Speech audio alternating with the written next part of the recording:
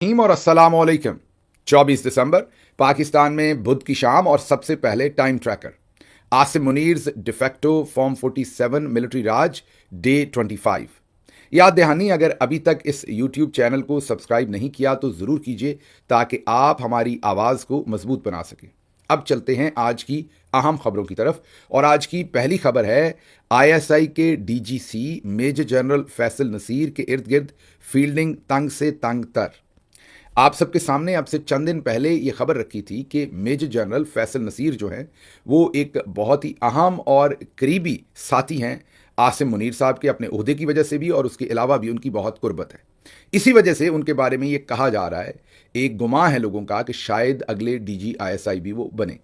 दो इसमें बहुत ही हॉट फेवरेट हैं सबको जो नज़र आ रहे हैं। एक मिलिट्री इंटेलिजेंस के जो मेजर जनरल हैं वाजिद अजीज़ साहब, उनके बारे में भी कहा जाता है कि वो भी इस दौड़ में शामिल हैं। और दूसरी तरफ मेजर जनरल फैसल नसीर जो डीजीसी हैं। डीजीसी जो होता है अमूमी तौर पर तमाम जो पॉलिटिकल उखाड़ पछाड़ होती है, इलेक्शन लूटना, मनूवरिंग, अगवा बराए बयान, फाइलें, वीडियोज़ उठाकर कुट शुट चढ़ाना, मीन सारे जो सियासतदानों को, सियासत के सारे मामलात को, या दूसरे लफ्ज़ों में ये कहें कि आर्मी चीफ जो रियासत पूरी को जिस तरीके से कंट्रोल करता है उसमें डीजीसी का किरदार कलीदी होता है। यही वजह है कि नून लीग को जितने भी एतराज़ात फैज़ हमीद के ऊपर हैं उनमें 95% उस ज़माने के हैं जब वो डीजीसी थे। डीजी आईएसआई के तौर पर शायद उनको 5% या 10% एतराज़ात होंगे। असल नून लीग को उनके ऊपर तमाम एतराज़ात या खदशात या गुस्सा जो है वो उस वक्त के उनके तमाम कारनामे जो नून लीग क्लेम करती है कि उन्होंने उनके खिलाफ किए थे वो तब के हैं जब वो डीजीसी थे। तो इससे ये समझिए कि डीजीसी कहने को तो वो डीजी आईएसआई नहीं होता, लेकिन for all the relevant purposes या पॉलिटिकल पर्पसेस आप कहिए वो एक किस्म का डीजी आईएसआई ही होता है और आर्मी चीफ उसी से तमाम ऐसे काम करवाते हैं।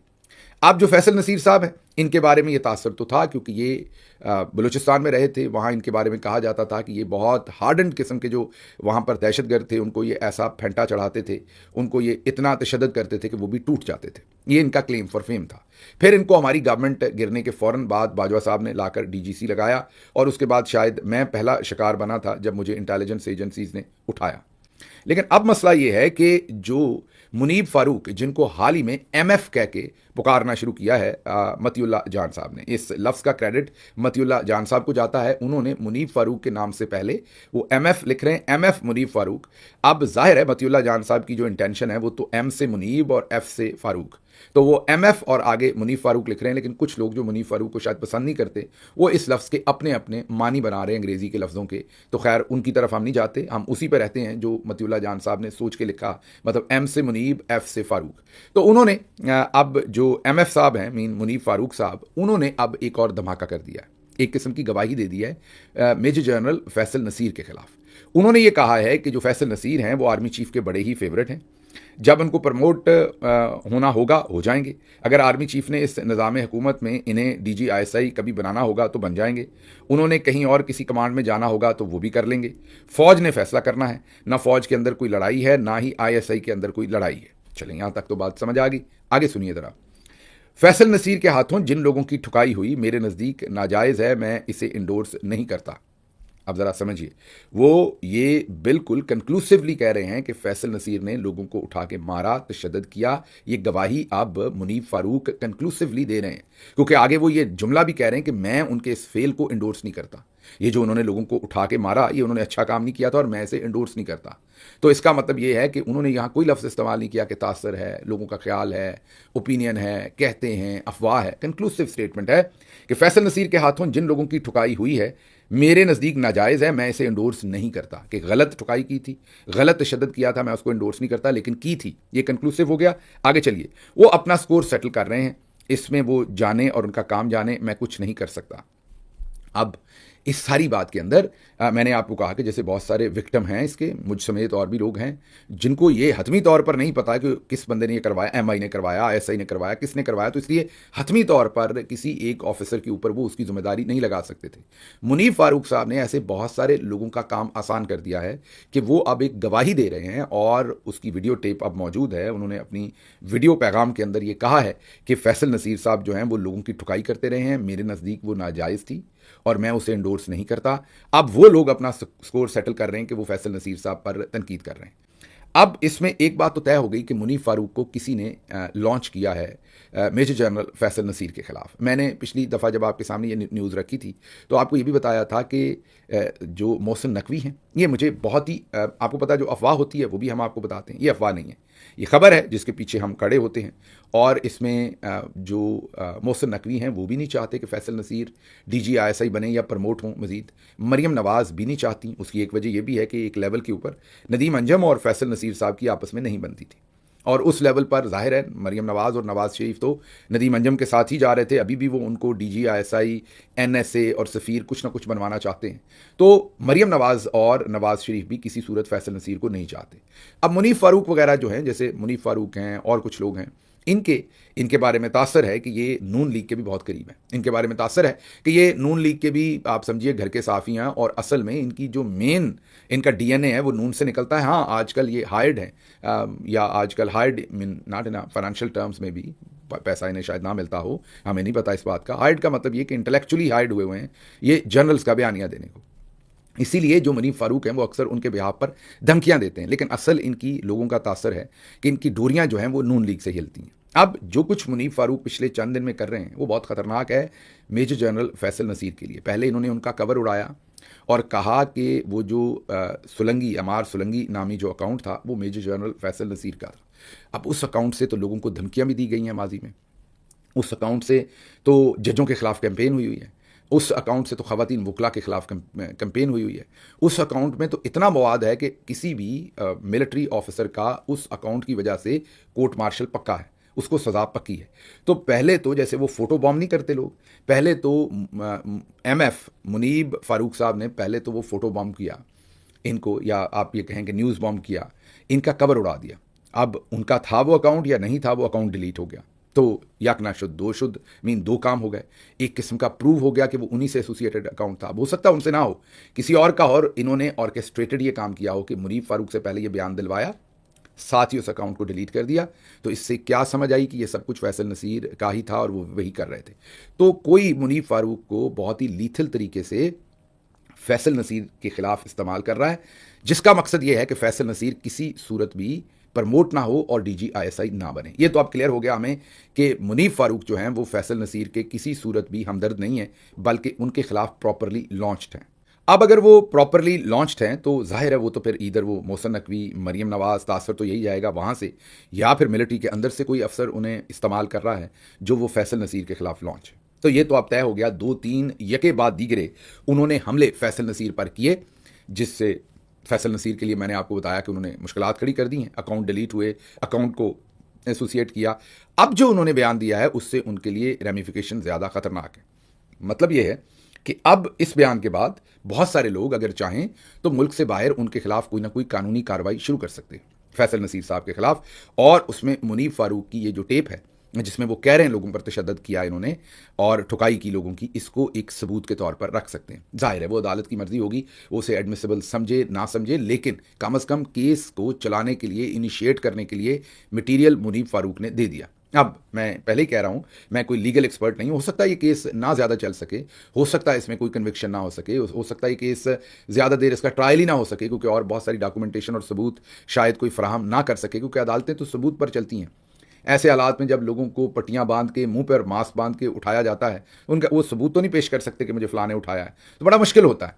ऐसे हालात में मुनीब फ़ारूक की ये स्टेटमेंट तो बेसिकली फ्रेम कर रहे हैं वो मेजर जनरल फैसल नसीर को लोगों के ऊपर कस्टोडियल टॉर्चर के लिए, लोगों को किडनैप करने के लिए, लोगों को, उसमें सियासतदान भी हैं, मीडिया के लोग भी हैं। बहुत ही ये संगीन इल्ज़ाम लगाया है और इसके ज़ाहिर है बड़ी ही संगीन रेमिफिकेशंस हो सकती हैं फैसल नसीर साहब के लिए आने वाले दिनों में। कम अज़ कम उनके लिए एक ऐसी सिचुएशन तो बन सकती है कि कुछ मुल्कों में शायद वो सफ़र ना कर सके, क्योंकि अगर वहाँ केस होगा तो उनकी बेसिक इन्वेस्टिगेशन, तो सवाल जवाब तो उनसे हो सकते हैं कि आपके बारे में स्टेटमेंट आई है, गवाही आई है, और दूसरी तरफ विक्टिम है जो कह रहे हैं कि आपने किया है, तो फिर इस पर आपका क्या मीन पॉइंट ऑफ व्यू है। ये भी एक किस्म का उनको DGISI से रोकने का भरपूर इंतज़ाम लग रहा है। तो अब आने वाले दिनों में देखते हैं क्या हो रहा है, लेकिन ये तय है कि मुनीब फ़ारूक जो है वो प्रॉपरली लॉन्च्ड है। अब मतियुल्लाह जान साहब ने एक और जवाब भी मुनीब फ़ारूक को दिया है, क्योंकि मुनीब फ़ारूक ने कहा कि पाकिस्तान की इस्टेब्लिशमेंट इमरान खान से नफरत कर, वो सीधे ही पड़ गए हैं वज़ीर ख़जाना मोहम्मद औरंगज़ेब साहब को, और उन्होंने कहा कि उनको फांसी पर लटकाना चाहिए। मारे गए। काम शुरू हो गया फांसियों पर लटकाने का। उन्होंने कहा कि इनको फांसी पर लटकाना चाहिए, हमें इसहाक डार ही वापस चाहिए। एक बैंकर को अवामी इश्यूज और सियासत का क्या पता। दुनिया में 50% टैक्स कहीं नहीं है, 73% इनडायरेक्ट टैक्स, ये मुल्क कैसे चलेगा। 120 से 130 इंडस्ट्रीज तो बंद हो गई, ऐसे वजीर खजाना को तो फांसी लगा देनी चाहिए। सारी टेक्सटाइल और सरिये का कारोबार तो बैठ गया है, हज़ारों लोग बेरोजगार हो गए हैं। इसको पकड़ें यार। मोहसिन बेग का गुलाम मुर्तज़ा साहब को दिए गए इंटरव्यू में मुतालबा। अब रियाजुल हक साहब ने इसके ऊपर कमेंट ये किया है कि बेग साहब जैसे दोस्तों ने इनको पहले बताया, इनको मतलब आसिम मुनीर साहब को पहले बताया कि डार एंड कंपनी पर इन्हिसार छोड़ें और असल में अपना बंदा लाएं। तो फील्ड मार्शल साहब अपना बंदा ले आए, मतलब कि ये औरंगजेब साहब को। अब वही फरमा रहे हैं कि जी वो तो दफ्तर में मशरूब पीते हैं। पिछला बयान बेग साहब ने ये दिया था कि जो वजीर खजाना है वो मशरूब पीते हैं, मीन लग यही रहा है कि शायद शराब नोशी की बात कर रहे हैं। और अब वो कह रहे हैं कि डार ही बेहतर है, दूसरों को बदलने की बजाय अगर खुद को ही बदल लें तरजीहात समेत तो शायद कुछ बदल जाए। रियाजुल हक साहब, इजहारुल हक कह दिया। रियाजुल हक साहब का वैसे साहिब मशवरा है। मुझे लग रहा है कि किसी बात के ऊपर नाराज़ कर दिया है मोहसिन बेग साहब को, कोई बात नहीं मानी मोहसिन बेग साहब की जो वजीर ख़जाना है, उन्होंने नाराज़ कर दिया, जिसको लेकर वो फांसी तक पहुँच गए। क्योंकि मोहसिन बेग साहब को जब किसी पे गुस्सा आता है तो वो फिर दोस्तों को भी फांसी लगाने से नीचे मामले के ऊपर नहीं रुकते। अच्छा जी, पीआईए का मामला जो है वो और भी ज़्यादा खतरनाक सूरत हाल इख्तियार कर गया है। दूसरे लफ्ज़ों में आप ये कहें कि गवर्नमेंट झूठ तो बोल बैठी, मकारी तो कर बैठी, रयाकारी तो कर बैठी, लूट तो बैठी पीआईए को, लेकिन अल्लाह अलहक है, एक ही दिन के अंदर खुद अपने मुंह से आप मान रहे हैं कि हमने क्या किया है। ये ज़रा 2-3 चीज़ें आपने सुननी है और उससे आपको समझ आ जाएगी कि मामला है क्या। पीआईए का माली साल 2024-2025 में ऑपरेशनल मुनाफा ये कि जो उसके ऊपर कर्जा वर्जा था वो नहीं, क्योंकि हुकूमत ने कर्जा तो खुद जज्ब कर लिया, अलग कर लिया। तो जैसे ही कर्जा अलग कर लिया तो बाकी तो फिर उसका डे टू डे रनिंग है, पीआईए की सैलरीज हैं, एक्सपेंशन, जैसे कोई भी बिजनेस होता है, अगर उसके ऊपर वो सारा उसका कर्जा साइड पे कर दिया तो फिर उसका जो रनिंग ऑपरेशनल मुनाफा है वो 10 अरब रुपए था 2024-25 के अंदर। ये अदनान आदिल साहब रिपोर्ट कर रहे हैं। वो कह रहे हैं कि अब एक और कंपनी ने 10 अरब ही देके, जिस कंपनी का साल का 10 अरब मुनाफा है, जिस कंपनी का साल का 10 अरब मुनाफा है, उस कंपनी को एक और कंपनी ने सिर्फ 10 अरब देकर खरीद दिया। मीन जो आरएफ हबीब कंसोर्शियम है, उन्होंने 10 अरब देकर ऐसी कंपनी को खरीद दिया जिसका साल का मुनाफा जो है वो 10 अरब है। अब क्यों हम कह रहे हैं बार बार साल का? क्योंकि जो लाइबिलिटीज़ हैं वो तो आरएफ हबीब साहब को भी ट्रांसफर नहीं हो रही, वो तो गवर्नमेंट ऑफ पाकिस्तान ने ले ली, तो उन्होंने तो ऑपरेशनल प्रॉफिट में ही अब जाना है, मतलब उनको मुनाफा ही होना है हर साल, और इससे भी ज़्यादा मुनाफा होगा आने वाले सालों में, आप देखेंगे। तो अदनान आदिल साहब कह रहे हैं कि ये अजीब ही काम हुआ है कि 75% शेयर उस कंपनी के जिसका 10 अरब साल का मुनाफा है वो 10 अरब में बेच दिए। आगे आप पीपल्स पार्टी भी खुलकर आई है। वैसे पीपल्स पार्टी को माशाल्लाह से उनका कलीदी किरदार है पीआईए को तबाह करने में, उनको इस पर सलूट बनता है, जिस धड़ाधड़ इन्होंने इसमें भर्ती किए लोग और फिर उजाड़ा किया इस पूरी एयरलाइन का। लेकिन चले, अब पीपल्स पार्टी सब कुछ होने के बाद पहले नहीं बोले जानबूझकर, क्योंकि फील्ड मार्शल साहब के डंडे का डर था। अब पीपल्स पार्टी सामने आई है। उन्होंने कहा है कि पीआईए ने पिछले साल 26 अरब मुनाफा कमाया। जब पीआईए ने मुनाफा देना शुरू किया तो फिर एयरलाइन बेची क्यों? पीआईए के पास टोटल 30 जहाज़ हैं, 19 ऑपरेशनल हैं जो 100 अरब के हैं, 64 इंटरनेशनल राउट्स हैं, टोटल मेरा ख्याल 78 राउट्स हैं, मुल्क के भी अगर मिला दिए जाएं तो 8 बिल्डिंग्स दी जा रही हैं, जिनमें ब्लू एरिया इस्लामाबाद की बिल्डिंग शायद 20 अरब रुपए की है। ब्लू एरिया इस्लामाबाद की बिल्डिंग, उसमें उन्होंने कीमत नहीं लिखी, मैंने 20 अरब कह दिया, कीमत उसमें नहीं लिखी, लेकिन जाहिर है वो अरबों रुपए की बिल्डिंग होगी, काफ़ी बड़ी बिल्डिंग है। आगे वो कह रहे हैं 20 अरब रुपया प्रोविडेंट फंड है एम्प्लॉयज़ का, 10 अरब के स्पेयर पार्ट्स पड़े हैं, और भी बहुत कुछ उन्होंने गनवाया। जो हम भी कुछ चीज़ें आपको बता देते हैं जो पीआईए के पास मौजूद हैं, जो उनके असासे हैं। एक तो उनका जाहिर है बैनुल अक़वामी परवाज़ों के लिए बोइंग 777, एयरबस A320 और ATRs जो हैं, ये टोटल 52 एयरक्राफ्ट हैं। जाहिर है इसमें सारे जो है वो ऑपरेशनल नहीं है, ऑपरेशनल शायद कोई 20 के करीब हैं या 18 के करीब हैं, और ये कोई 100 अरब रुपए के तमाम एयरक्राफ्ट कम अज़ कम बनते हैं। 2 हैंगर हैं, इस्फहानी हैंगर, लोकेशन जना इंटरनेशनल एयरपोर्ट कराची। इसी तरह से तैयारों की मरम्मत और मेंटेनेंस वगैरह, इसी तरीके से ग्राउंड हैंडलिंग और सपोर्ट इंफ्रास्ट्रक्चर, जैसे वो आप ये कह सकते हैं कि जो तमाम जहाज़ को खींचने वाले जितने भी इक्विपमेंट होते हैं और दूसरी चीज़ें, उन सब की बात हो रही है, वो भी अरबों रुपए की हैं। और फिर लोकेशंस जो हैं कराची, लाहौर, इस्लामाबाद, दीगर शहरों में कार्गो का पूरा एक सिस्टम है, केटरिंग का पूरा सिस्टम है, सपोर्ट सर्विसेज हैं, फिर इनकी इंजीनियरिंग कॉम्प्लेक्स है जहाँ पर तैयारों को ठीक किया जाता है, मैनुफैक्चरिंग इंजीनियरिंग का सारा काम है, दफातर हैं, ज़मीनें हैं। तो ये लंबा चौड़ा काम है जिसकी तरफ चौधरी मंजूर अब नज़र दौड़ा रहे हैं कि कि ये तो बहुत लंबा चौड़ा जो है वो फ्रॉड किया गया है पाकिस्तान के साथ, ये चौधरी मंजूर ये बताने की कोशिश कर रहे हैं। आमिर मतीन पाकिस्तान के बहुत ही मोतबर जर्नलिस्ट हैं, चंद ऐसे जर्नलिस्ट जिनका मैं बड़े दिल से एहतराम करता हूँ। आमिर मतीन वो शख्सियत हैं जो शायद पाकिस्तान में जो 2-3 ऐसे लोग जिनका अरशद शरीफ एहतराम करते थे शहीद, उनमें से एक आमिर मतीन है। बहुत ही सिक्काबंद जर्नलिस्ट हैं, कोई लगी लिपटी नहीं है, हमारे खिलाफ भी बात करते हैं, दूसरों के खिलाफ भी करते हैं, अपने मन मौजी हैं, जो उनको ठीक लगता है वो तजिया करते हैं।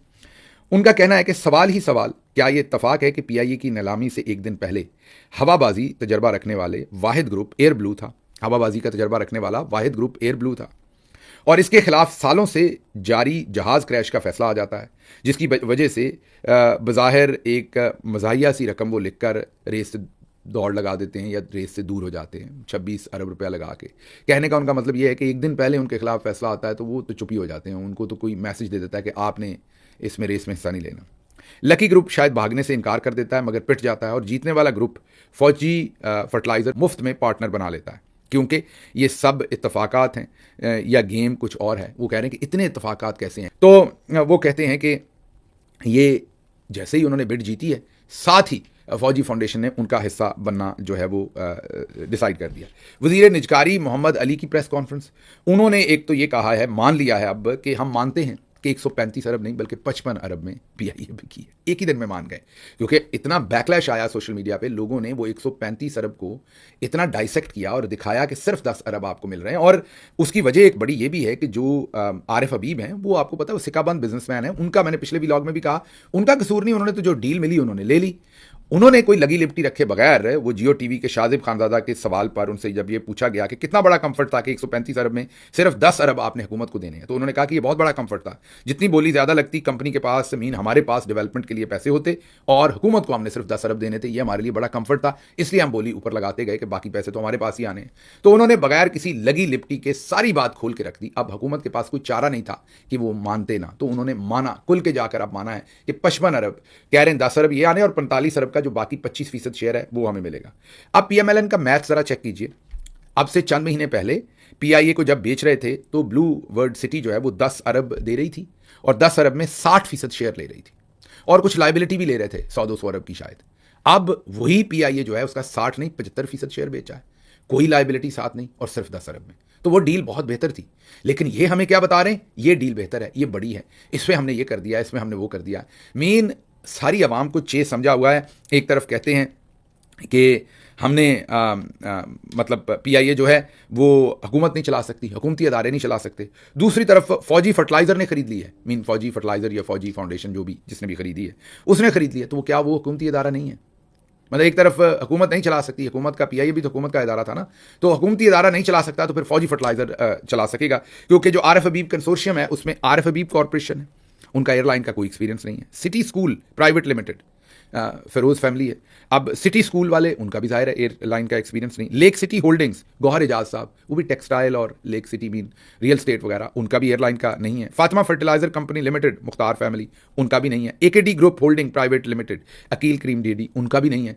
और अब उसमें आ घुसे हैं जनाब फौजी फाउंडेशन वाले या फौजी फर्टिलाइज़र वाले, तो उनका भी नहीं है। तो पीआईए नहीं कर सकते। ये सारे जो नाम है ये बड़े मोतबर नाम है, ये बड़े डिसेंट लोग हैं सारे, मैंने पहले भी कहा, इन पर कोई तनकीद नहीं बनती है। तो कारोबारी लोग हैं, जो उन्हें डील मिली, जो उन्हें नजर आया कि ये बेहतरी हो सकता हो, अपनी तरफ से मुल्क के लिए भी बेहतरी कर रहे हो। लेकिन असल में तो ये आप देखें ना कि जैसे ही सौदा हुआ फौरन ठग करके बीच में फौजी फाउंडेशन या फौजी फर्टिलाइज़र जो है वो आदमका है, और साथ साथ वो दूसरी बेशर्मी जो है वो लगातार चल रही है, और वो है कि पीआईए को बेचने के बाद भी महंगे इश्तिहारात का सिलसिला ना थम सका। लगातार चौथे रोज़ भी फ्रंट पेज पर निसफ सफ़े के इश्तिहारात दिए गए हैं। मेन ख़रीदार बेचारे तो शर्मिंदा हो रहे होंगे, इनको नहीं शर्म आ रही। 10 अरब में वो पीआईए का 75% इन्होंने बेच दिया शेयर जो है, और पहले 135 अरब कहते रहे, अब जब सारा कच्चा चट्टा खुल गया तो अब मान रहे हैं कि नहीं 55 अरब है, 135 नहीं है। असल में तो 10 मिला है, 25 जब बिकेगा तो देखेंगे। और इश्तिहारात रोज़ अरबों रुपए के इश्तिहारात दे रहे हैं, कोई शर्म नाम की इनको चीज़ नहीं है, ना होनी है ना है। बहरहाल दूसरी तरफ ख्वाजा आसिफ ने क्या कहा है कि पीआईए का 135 अरब में बिकना मुल्की मईशत पर बढ़ता हुआ एतमाद है। ख्वाजा साहब की स्टेटमेंट पर मुझे अल्ताफ़ भाई की वो बात याद आ गई, सुनिए। ये इस मुल्क में ये क्या हरामीपन हो रहा है, इसे हरामीपन ना कहा जाएगा तो हलालीपन कहा जाएगा। मुझे यहाँ से इजाज़त दीजिए। अल्लाह आपका हामी